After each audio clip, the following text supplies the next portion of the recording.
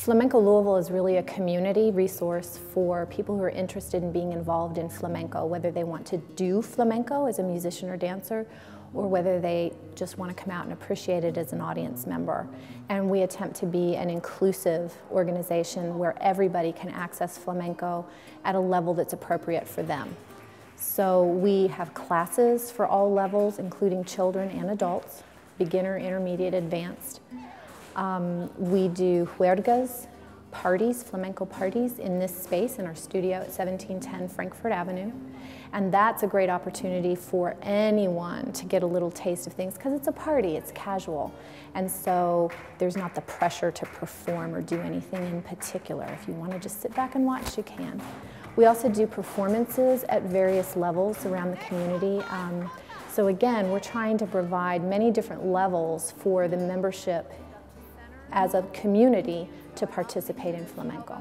And also the thing about flamenco too is you don't have to be any particular age or any particular size.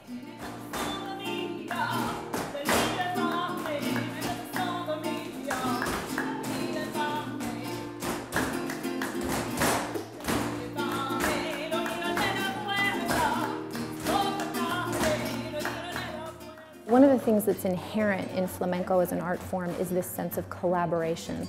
Flamenco is structured in a way that I can compare to jazz in the sense that there is a framework for every palo or every song form that the participants in the doing of it, the performers, are all familiar with. And that's where we get into the idea of taking an emotional journey. It's not just about playing the notes right or doing the steps as fast as you can. It's about taking all of that technique and all of that understanding of how to collaborate and mixing it together to tell a particular emotional story.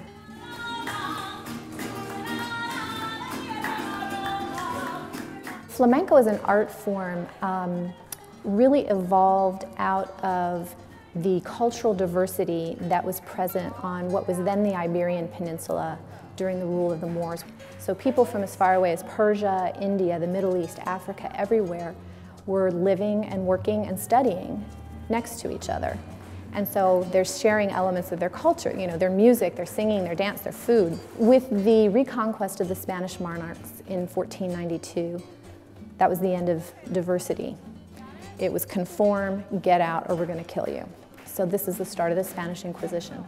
At that point, the Jews and the Moors were kicked out. The gypsies, or gitanos, were permitted to remain, but they were systematically persecuted for the next, 400 years. And it's really that population, those gitano families, who developed and preserved what later became commercial flamenco. And for a long time, it was really sort of their private thing. It was something that happened within the family or within a closed community. And it was their one way to really express themselves because there were things that they could not say in society without being prosecuted. But if they sang it, it was entertainment. If they felt something very strongly and they acted on that, they could be prosecuted. But if they danced it, it was entertainment. So over time, they became known as being terrific singers and dancers and entertainers. And going into the 1700s, this was really starting to become recognized, and you start seeing mentions of gypsies or gitanos and this thing called flamenco in the writings of the time. And it was in the context of these people being hired by the aristocrats to entertain. Well, somewhere along in there, as the rules got looser and looser governing the Gitano community, some enterprising gypsy in Sevilla said, you know what, I'm going to open my own place. And you all can come and you can pay for my food and wine, and you can pay to see me and my family do this thing you all think is so entertaining. So that's the time around the 1830s, 1840s, when it began to move from being a folk tradition to being a commercial form. So it's that tradition that has become our modern art form. and where a lot of that systemization of the palos, of the song forms came in, that said, if it's called this, it's going to be in this key, it's going to have this rhythmic pattern, it's going to have sections of music and dance, and they're going to go roughly in this order, and you're going to signal them roughly in this way.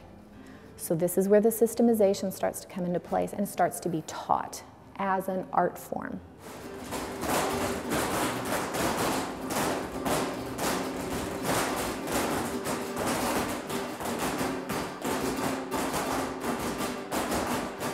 Flamenco costuming for both men and women is, of course, today very theatrical, but it is derived from what would have been street style in probably the early 1800s. So you'll see women in long skirts, lots of ruffles, bright colors. Men frequently wear black pants, black vest, and some sort of a shirt or a jacket. So it is theatricalized interpretations of street fashion. Flamenco shoes are designed to support the foot and the body in a way to keep us healthy. So the shoe will have nail heads, claves, driven into the toe and the heel to give us extra sound without having to pound so hard. The heels for both men and women are always very thick and very sturdy, so no wobble. And the arch is generally reinforced in some way. Multiple layers sewn through so that there's no give. When you hit the floor, it supports as opposed to damaging the arch. And then of course, men's boots come up over the ankle, very tight. And for women's shoes, there's generally some sort of strap over the instep, so you can't step out of your shoes. But it's a really important part of not only the costuming, which you'll see, I'm sure that the girls tonight are going to have their best shoes out with embroidery and everything on them, but it's a piece of equipment, and it's critical to our health as dancers.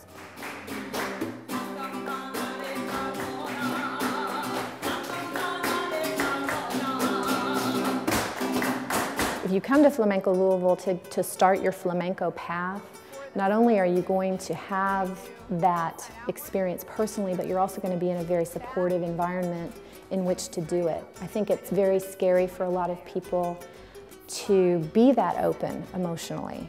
And one of the things I'm really proud of with this group is that everyone is so supportive. So when people make their first performing debut, whether it's as part of a big group or by themselves, they're going to find that they've got the support of the other dancers and musicians who are going to be egging them on.